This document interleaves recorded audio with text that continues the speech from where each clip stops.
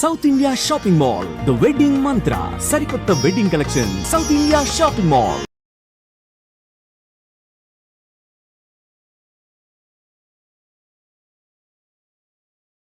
Welcome to I dream. Gujarat అహ్మదాబాద్లో జరిగిన విమాన ప్రమాద సంఘటన స్థలానికి ప్రధానమంత్రి మోడీ సందర్శించారు. సంఘటన స్థలం చూసిన తర్వాత నేరుగా హాస్పిటల్కి వెళ్ళారు.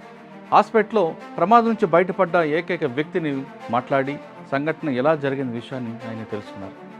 అతను చెప్పిన వివరాల ప్రకారం విమానం టేక్ ఆఫ్ అయిన కొద్ది క్షణాల్లోనే ఒక కుదుపు వచ్చిందని, ఆ కుదుపు తర్వాత ఏం జరిగిందో అర్థం కాలేదన్నారు.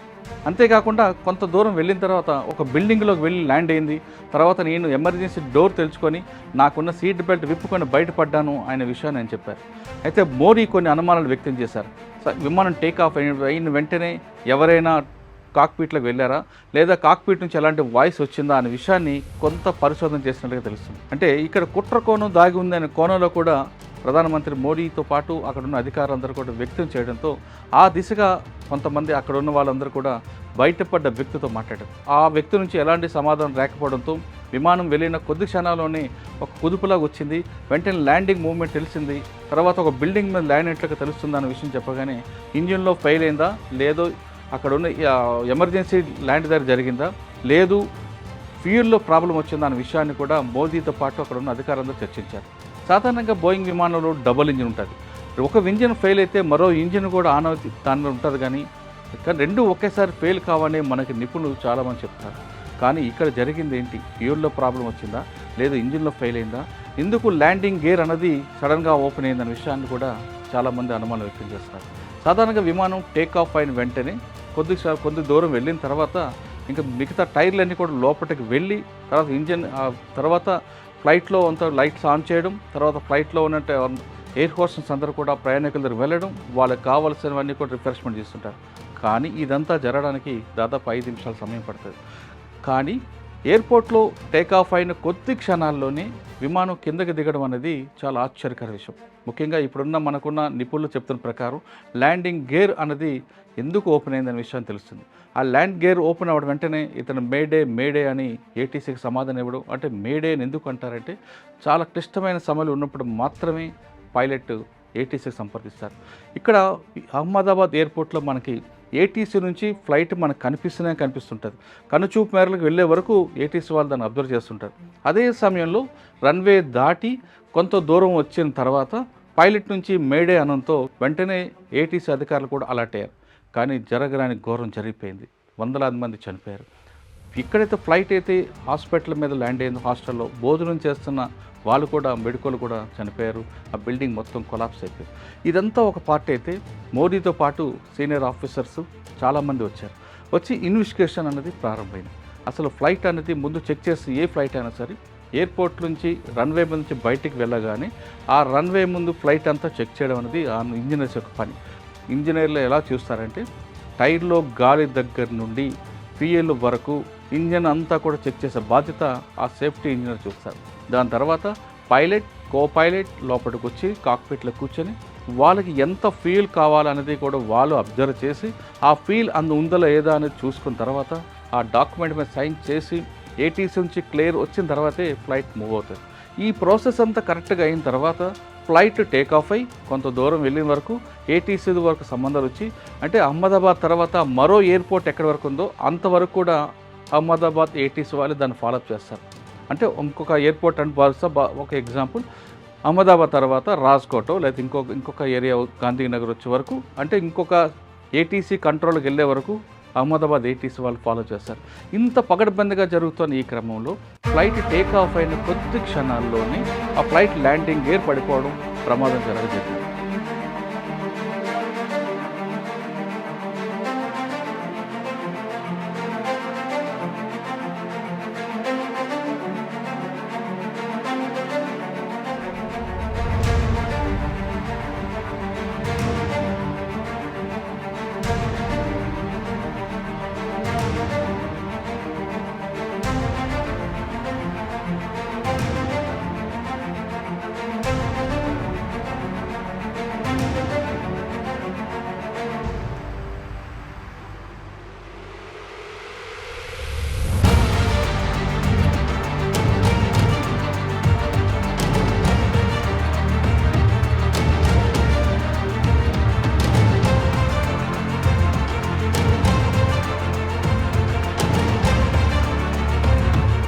ఇందులో ఇంజిన్లో ఫాల్ట్ ఉందా లేదా ఏదైనా పక్షి వచ్చి కొట్టిందా అన్న కనుక చూడాలి. First ఇంజిన్లో fault. 2 ఇంజిన్లు ఒకేసారి ఫెయిల్ కావంటూ గతంలో పైలట్గా పనిచేసిన చాలామంది అధికారులు చెప్తున్నారు. మరి నెక్స్ట్ ఏదైనా భారీగా పెద్ద పక్షి వచ్చి కొట్టిందా అని చూస్తే ఎక్కడైతే ప్రమాదం జరిగిందో ఆ విమానం యొక్క నోస్ ఆ బిల్డింగ్ నుంచి బయటకు వస్తుంది. దానికి ఎక్కడ కూడా పక్షి కొట్టినట్లుగా ఆనవాళ్ళు ఎక్కడ కనబడట్లేదు. అంటే 2 పక్షి కొట్టింది కూడా రోల్డ్ అవుట్ అయిపోయింది. 3 ఇంజిన్లో 2 ఇంజిన్లు కూడా అయిపోయి ఒకసారి ఫెయిల్ కావు కాబట్టి అది కూడా మనం తీసుకోవాలి. అయితే ఇక్కడ ఫ్యూయల్ లక్షల లీటర్లు ఉన్న ఫ్యూయల్ బ్లాస్ట్ అయిందంటే దాంట్లో ఏవైనా జరిగిందా, లేదా ఇంజిన్లో ఏవైనా ప్రమాదం జరిగిందా, ఇంజిన్లో ఏవైనా అనుకోకుండా సంఘటన జరిగిందా? అది ఇంజిన్లో ఒకవేళ జరగాలంటే ఇంత పెద్ద బోయింగ్ విమానానికి చెక్ చేయకుండా పంపడం అనేది ఇంపాసిబుల్. ఇదంతా ఒక ఎత్తు అయితే బోయింగ్ ఇప్పుడు 117 విమానం గత వారం రోజు నుంచి దాని ట్రాక్ తీసుకుంటే చాలాసార్లు ప్యారిస్ వెళ్ళింది, లండన్ వెళ్ళింది, ఇవన్నీ కూడా ట్రాక్ ఉంది. ఒకవేళ ఇంత కంటిన్యూగా జర్నీ చేయడం వల్ల ఇంజిన్లో ఏమైనా ఫాల్ట్ వచ్చిందా అన్నది కూడా ఇప్పుడు డీజీసీ అధికారుల యొక్క దర్యాప్తులు బయటపడాల్సింది. ఇదంతా ఒకవైపు పార్ట్ అయితే, మరోవైపు ఎవరెవరు చనిపోయారో వాళ్ళ కుటుంబాలకి డెడ్ బాడీ అందించడం పెద్ద టాస్క్. ఆ టాస్క్ని ఇప్పుడు గుజరాత్ పోలీసులు తీసుకున్నారు, గుజరాత్ గవర్నమెంట్ తీసుకుంది. ముఖ్యంగా ఈ బాడీలు పూర్తిగా కాలిపోయాయి కాబట్టి అందులో DNA టెస్ట్ అయిన తర్వాతే ఆ బంధువులకి ఇవ్వాలి. ఈ DNA టెస్ట్ అవ్వాలంటే దాదాపు 76 గంటల సమయం పడుతుంది. 76 గంటల వరకు తమ బంధువులు వాళ్ళ మృతదేహాల కోసం వాళ్ళ బంధువులు హాస్పిటల్ ధర పడిగాపులు కాయాల్సిన అవసరం అటువంటి సమయం కనిపిస్తుంది. ఇంత దారుణమైన పరిస్థితి ఎవ్వరికీ రాకూడదని ఆలోచిస్తాం. ఇంకా మరోవైపు అసలు ప్రమాదం ఎలా జరిగింది, ఇది $1000 ప్రశ్న. ఈ ప్రమాదం ఎలా జరిగిందంటే ప్రతి పైలట్లో ప్రతి విమానంలో ఎయిర్క్రాఫ్ట్లో ఖచ్చితంగా బ్లాక్ బాక్స్ ఉంటుంది. బ్లాక్ బాక్స్ అనేది కాక్పిట్లో ఉంటుంది, కానీ బ్లాక్ బాక్స్ అంటారు కానీ అది ఆరెంజ్ కలర్లో ఉంటుంది. ఈ బ్లాక్ బాక్స్లో దాదాపు ఫ్లైట్ టేకాఫ్ అయిన దగ్గర నుండి ల్యాండ్ అయ్యే వరకు కాక్పిట్లో పైలట్ కో పైలట్ ఏం మాట్లాడుకుంటున్నారు, వాళ్ళకి ఏటీసీ నుంచి ఎలాంటి సమాధానం వస్తుంది, దాంతోపాటు ఎక్కడైతే లాస్ట్ వరకు టైల్ ఉందో టైల్ వరకు ప్రేక్షకులు కూర్చున్న పాసింజర్స్ ఏం మాట్లాడుకుంటారో, ఎయిర్ హోస్టెస్ ఏం మాట్లాడుకుంటారో అది కూడా రికార్డ్ అవుతుంది. అంటే ఎవరు ఎలాంటి మూవ్మెంట్ చేసినా ఖచ్చితంగా బ్లాక్ బాక్స్ అంటే ఆరెంజ్ కలర్ బాక్స్లో రికార్డ్ అవుతుంది. ఈ ఆరెంజ్ కలర్ బాక్స్లో ఏముంది అనేది తెలుసుకోవడమే ఇప్పుడున్న అధికారులకి పెద్ద టాస్క్. ఈ గతంలో తీసుకుంటే ఈ పైలట్లో కాక్పిట్లో ఉన్న బ్లాక్ బాక్స్ చూడాలంటే గతంలో అమెరికాలో ఉండేది, దానికి ఒక డీకోడ్ సిస్టమ్. కానీ ఇప్పుడు మన దగ్గర ఆ డీకోడ్ ఉంది. ఖచ్చితంగా ఈ బ్లాక్ బాక్స్ అనేది దొరికింది. ఎంత ప్రమాదం జరిగినా, అగ్ని ప్రమాదం జరిగినా, లేదా విమానం నీటిలో కూలిపోయినా, సముద్రంలో పడిపోయినా బ్లాక్ బాక్స్ మాత్రం చెక్కు చెదరదు.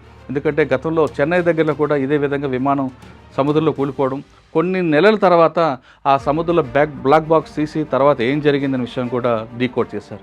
అదేవిధంగా గతంలో ఆంధ్రప్రదేశ్ ముఖ్యమంత్రి రాజశేఖర రెడ్డి గారు ప్రయాణం చేస్తున్న హెలికాప్టర్ కూడా ఆత్మకూరు దగ్గర కూలిపోయింది.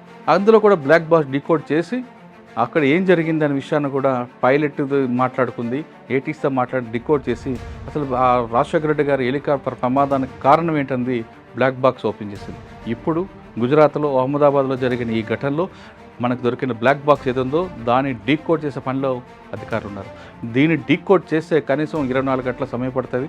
అందులో ఏం జరిగింది, కాక్పిట్తో ఉన్న పైలట్కి అదేవిధంగా ఏటీసీకి మధ్యన సంభాషణ ఏంటి, లేదు ఎవరైనా బలవంతంగా కాక్పిట్లోకి వచ్చారా అన్న దానికి మీద కూడా చర్చ జరుగుతుంది. కానీ ఇక్కడైతే ఒక వ్యక్తి బయటకు వచ్చారు, ఆ వ్యక్తి మాత్రం కాక్పిట్లోకి ఎవరు వెళ్ళలేదని చెప్పాడు. కాబట్టి కుట్రకోణం అనేది కాసేపు పక్కన పెడితే ఇంజిన్లో ఏమైనా ఫెయిల్యూర్స్ ఉన్నాయా, టెక్నికల్గా ఇష్యూస్ వచ్చాయా అన్న విషయాన్ని పైలట్ కో పైలట్ ఖచ్చితంగా ఏటీసీకి చెప్తారు. కానీ ఆ సంభాషణ ఏది జరగలేదనే విషయాన్ని కొంతమంది అధికారులు చెప్తున్నారు. ఎందుకంటే వాళ్ళు టేకాఫ్ అయిన కొద్ది క్షణాల్లోనే మేడే అన్న వాళ్ళ సిగ్నల్స్ ఇచ్చారంటే మేము కంప్లీట్గా ప్రమాదంలో ఉన్నాము, మమ్మల్ని సేవ్ చేయండి అన్న మీనింగ్. అటువంటి సిచ్యువేషన్ ఒకేసారి వచ్చిందంటే ఏం జరిగి ఉండొచ్చు అన్నది కాక్పిట్ ఓపెన్ చేస్తేనే బయటకు తెలుస్తుంది. అప్పుడు ఇందులో కుట్రకోణం ఉందా లేదా టెక్నికల్ ఇష్యూస్లో విమానం కొలాప్స్ అయిందా అనే విషయాలు బయటపడే అవకాశం ఉంది. మరోవైపు బోయింగ్ విమానం అనేది ప్రమాదానికి కొంచెం ఎక్కువగా కనిపిస్తుందంటూ నిపుణులు చెప్తున్నారు. గతంలో కూడా బోయింగ్ విమానాలు చాలా ప్రమాదాలు గురయ్యి ఆ ప్రమాదాలకు కారణం ఏంటి అనే విషయాన్ని కూడా విశ్లేషించి ఇప్పుడు ఇకపై ఇలాంటి ఘోరాలు జరగకుండా ఉండాలంటే ఖచ్చితంగా గవర్నమెంట్ దీని మీద ఫోకస్ చేయాలి. అదేవిధంగా ఒక విమానం టేకాఫ్ అయ్యేటప్పుడు ఇప్పుడు ఏ విధంగా అయితే వాళ్ళ నామ్స్ ప్రకారం చెక్ చేస్తారో దీని మీద సీరియస్గా టాస్క్ పెట్టాలి. దీనికి ఒక మానిటరింగ్ ఉండాలి. అంటే మానిటరింగ్ ఉంది, ఇంకా పగడబిందంగా చేయాల్సిన అవసరం ఎంతైనా ఉంది. లేదంటే ఇలాంటి అహ్మదాబాద్లో జరిగిన ప్రమాదాలు మరెన్నో జరిగే అవకాశం ఉంది. అలా జరగకూడదని మనం కోరుకుందాం. ప్రతి ప్రయాణికుడి యొక్క ప్రాణం ఎయిర్ ఇండియాది కానీ గవర్నమెంట్ది కాబట్టి ఎయిర్ ఇండియా వాళ్ళు ఖచ్చితంగా దాని మీద ఫోకస్ చేస్తారని ఆశిద్దాం. ఇది అహ్మదాబాద్లో జరిగిన ఎయిర్ ఇండియా విమాన ప్రమాదంపై విశ్లేషణ. మరో అంశాల్లో మళ్ళీ కలుద్దాం. అంతవరకు నమస్తే. Thank you very much.